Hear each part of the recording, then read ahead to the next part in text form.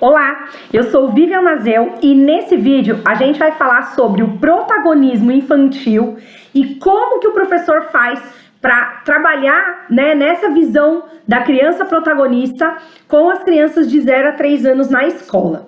Bom, a palavra protagonista, ela vem muito do teatro, do cinema, onde representa aí o protagonista é o ator principal, a figura central da trama, da história, E isso foi trazido para a educação como forma de mostrar que a criança é o agente da sua própria educação, da sua própria transformação. A criança, ela consegue modificar o que está à sua volta, Então, ela é protagonista, tá? Então, é nesse sentido aí que a gente traz na educação o protagonismo infantil. Legal, mas e como utilizar isso no dia a dia, Como permitir que os meus alunos sejam protagonistas?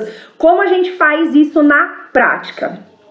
A primeira coisa que eu quero que você tenha como muito claro é que na educação não dá pra gente ter um pensamento 880.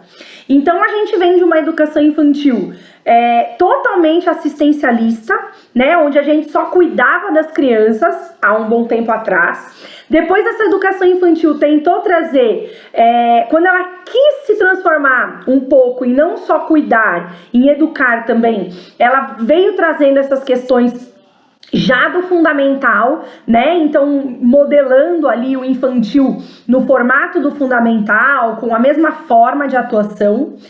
E agora que a gente, já há um tempo atrás aí que a gente já vem pensando desde a BNCC e tudo mais, que a gente já vem falando mais sobre o protagonismo infantil, então muitas pessoas acabam levando para um lado muito 880.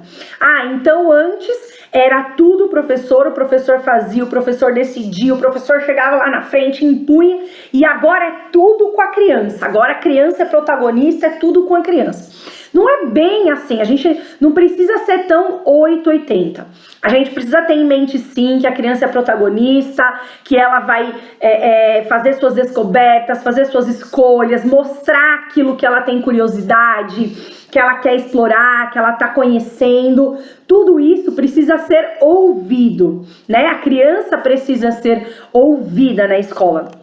Aliás, isso já vem especificado, no ECA, por exemplo, tá? E também no Marco Legal da Primeira Infância. Eles já prevêem que é essencial ouvir e incluir os pequenos nos processos de decisão.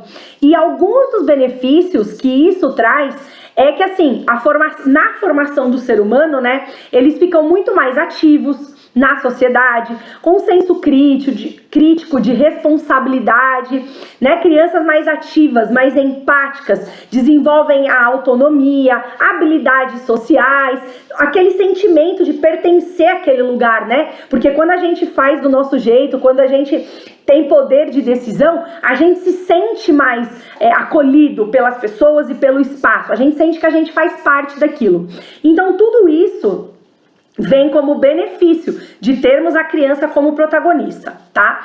Na prática, então, quando as crianças estão vendo alguma coisa, quando elas estão querendo descobrir por algo, quando a gente percebe que elas têm alguma curiosidade, Então, de repente, elas olham uma estrela no céu, ou o sol, ou vem uma ave passando. Qualquer coisa que aconteça no cotidiano e a gente vê que a criança se interessou por aquilo, ou percebeu aquilo, ficou curiosa por aquilo, são instrumentos que a gente utiliza para ensinar. Se a criança viu lá um pássaro passando e ela se interessou, a gente pode falar mais sobre esse pássaro, o que é o pássaro, se ele voa, se ele anda, se ele tem pelo, se ele tem pena, enfim, tudo aquilo que a gente já faz, mas a partir da curiosidade inicial da criança. Agora, o que é importante a gente lembrar? Que nem tudo e nem sempre a gente vai conseguir partir só da criança. É esse ponto, esse pontinho importante que eu quero que você lembre, que você perceba, tá? Na teoria, é tudo muito lindo, né? Ai, a criança protagonista, tudo vem da criança, claro, e é isso, e a gente vai fazer isso. Mas no dia a dia, os professores que estão efetivamente no dia a dia com as crianças, que estão lá sentados no chão da sala de aula, que veem as coisas acontecer, que tem um monte de aluno na sala, que tem N dificuldades no seu dia, tem um trabalho escrito para ser entregue, seja um planejamento, um semanário, enfim, tem um documento para ser entregue na sua escola.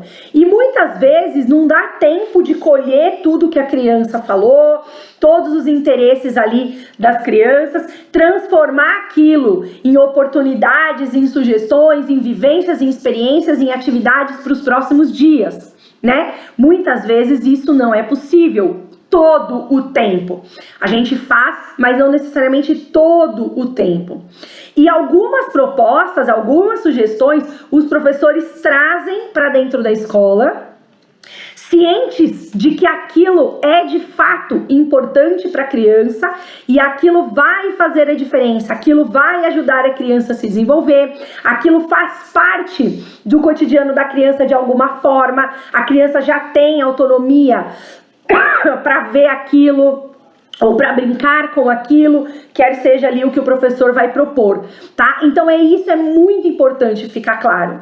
A gente tem que ouvir a criança, a gente tem que partir das descobertas e das curiosidades da criança, sim, mas a gente pode trazer também muitas sugestões de situações, atividades e vivências que vão fazer parte do cotidiano da criança e que a criança está preparada para aquilo. E como a gente sabe? A gente sabe porque a gente avalia os nossos alunos, a gente vê como eles estão diariamente, a gente conhece do desenvolvimento infantil, a gente sabe o que a criança precisa em cada etapa.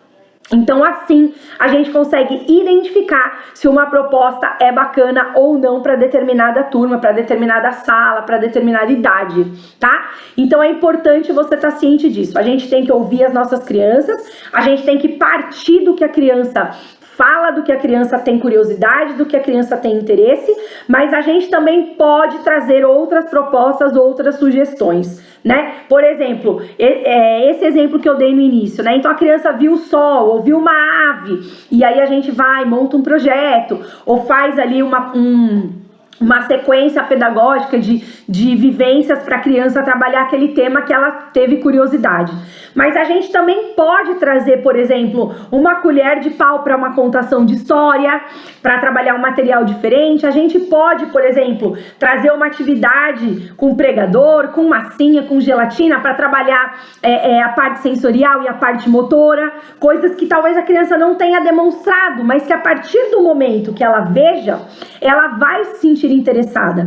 Por quê? Porque nós vamos levar exatamente aquilo que casa, que combina, que é adequado com a idade e com o desenvolvimento da criança, tá? Então, criança protagonista, sim, claro, sempre. Ouvir o aluno, ouvir as crianças.